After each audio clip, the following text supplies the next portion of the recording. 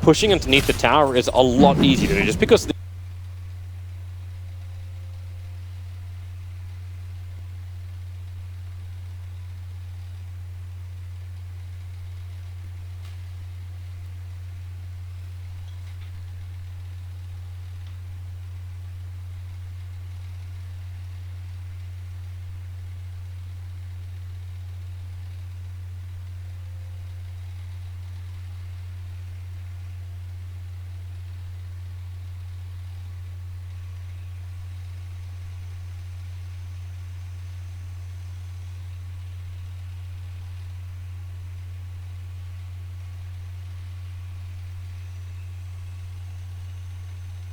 SK will fall. And they're gonna go for another kill. XXS is getting constantly length in this bottom lane. Double TPs are coming in to stop it, however. Triple and TP. Burning. He doesn't have, actually he's got the mango. He can Omni Slash, but the problem is the creep wave is also with him, so Fly Solo runs away.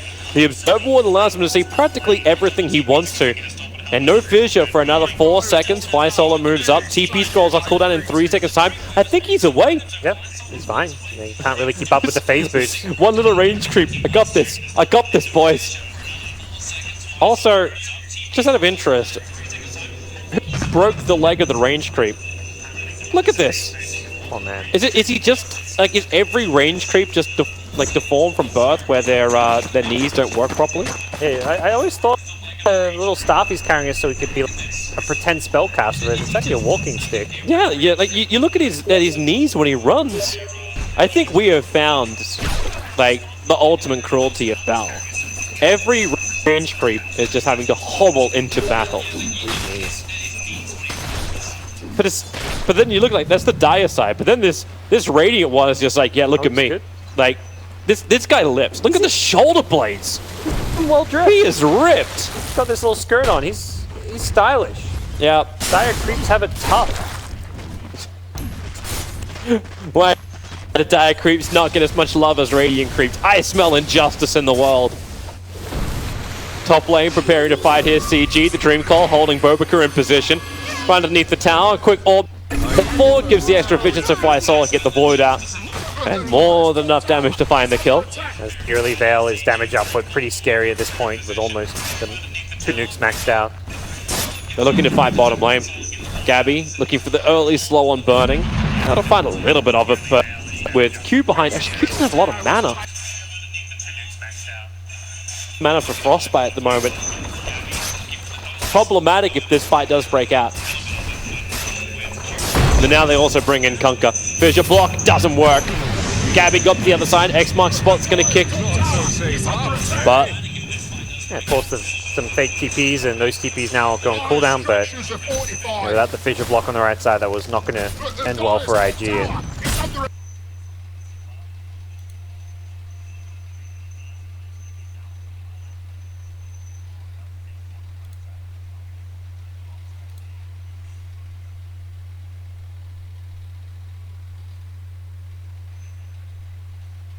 looks like top lane, they're also having a fun little battle, but it's X marks the spot. Fly Solo dragged back into Invictus Gaming.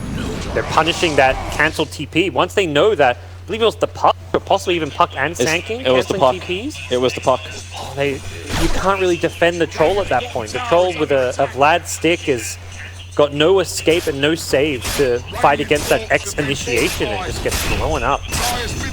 Very poor decision to stick around in that bottom lane. Once the puck cancels his TP, all those heroes down, they should just give up that tower to IG. And now CG, we're looking for some kind of rebuttal, and that's going to be top tier 1 tower. So the bottom tower is brought down, no last hit. So not the greatest there. But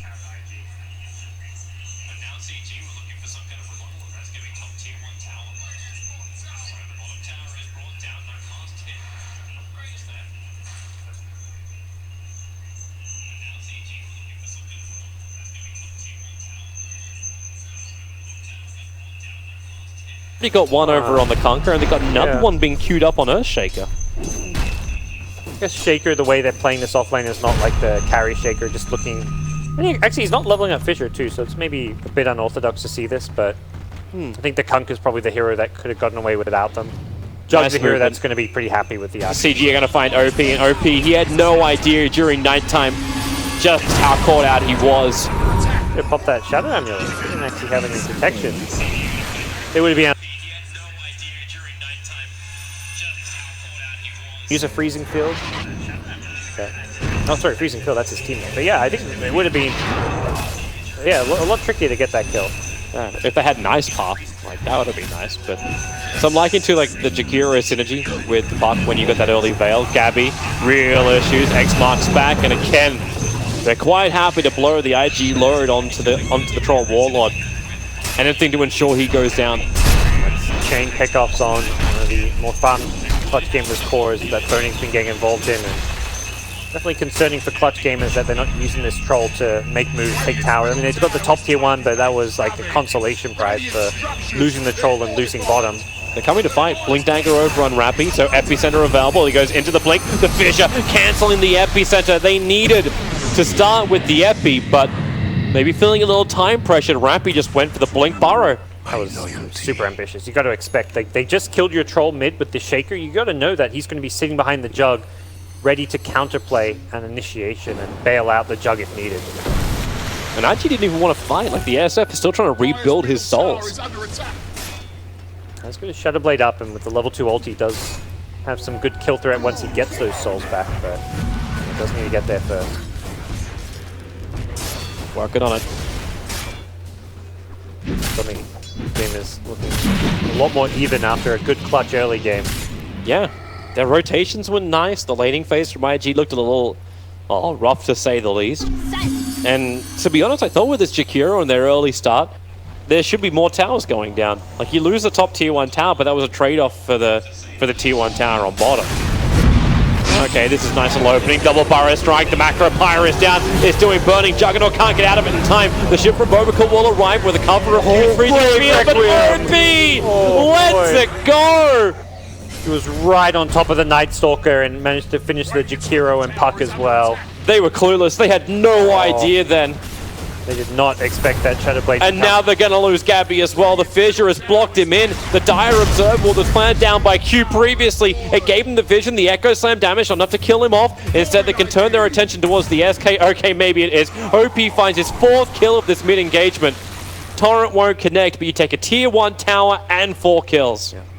I mean, they were perhaps just going to be feel lucky they killed Burning there. If he didn't go down during that silence, he would have been able to Omni/Blade Fury his way out of there, but what a time for OP to show up. We talked about just trying to get those souls so he can use the Shadow Blade for a Requiem, and he immediately does it. Well, XSS just used his Fissure defensively, able to get the Sun to the Night Stalker, but now OP.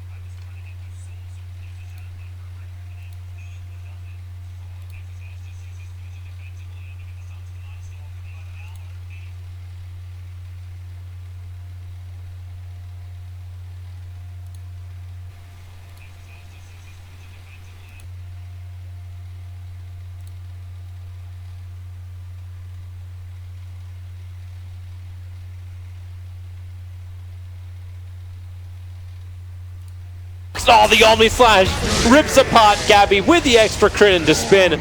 Burning this time around be the man to find the double kill. IG just outplaying Clutch.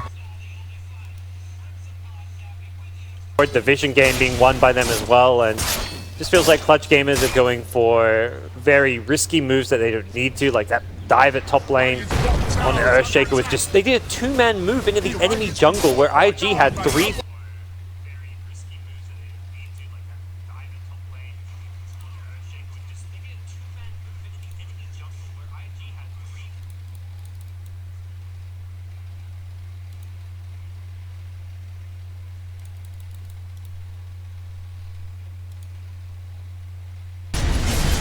Speaking of BKBs, SF is rapidly approaching his, and all that wonderful magical damage the Clutch has just evaporates. Shaker's Blink Dagger, perhaps the big item that they're most waiting on now. He's going to get some alone time if he can be given.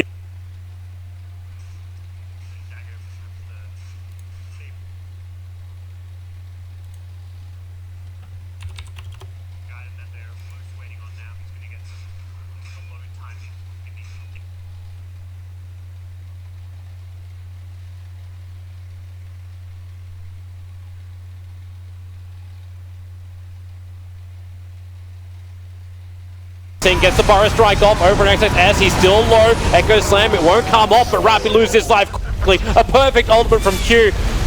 CG just could not get the opening. Flying Saucer gets dragged back down by the X marks the spot. And Jakiro was on the wrong side of the tracks as well. If only they knew. If only they knew. They don't know. We're just waiting to strike. They're happy, you know. We'll take out mana and health. We'll let you live. Mercy today, says Burning.